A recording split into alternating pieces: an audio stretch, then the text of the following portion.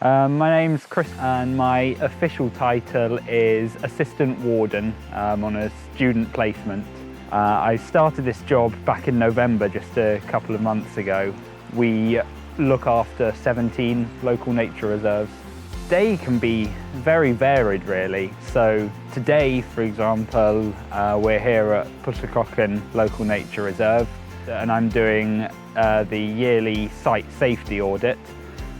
Which is going around and checking the non-natural things on the site, so whether it's the bridges, waymarker posts, information boards, benches, making sure that everything's safe. We're also looking just at the condition of the path, whether there's any imminently hazardous trees which are at risk of damaging a main path or a highway, just keeping everything in good condition.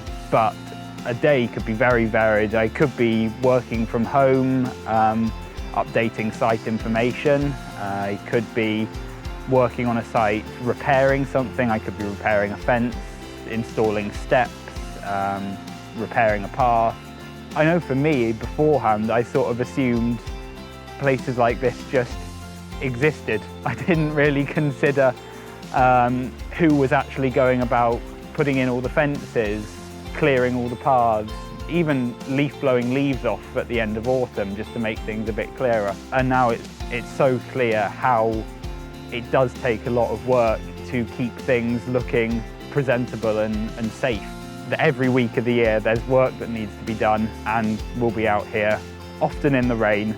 So if you find something on a local nature reserve, you can find contact details on the council website, or there is actually an app you can use to pinpoint the location of what you found.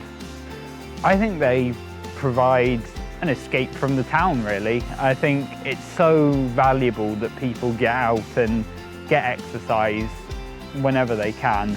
And having somewhere like this, which you can walk to from your house, is really valuable because you really feel like you're away from everything. You can really relax and feel like you're truly exploring somewhere so different from just 5 minutes down the road.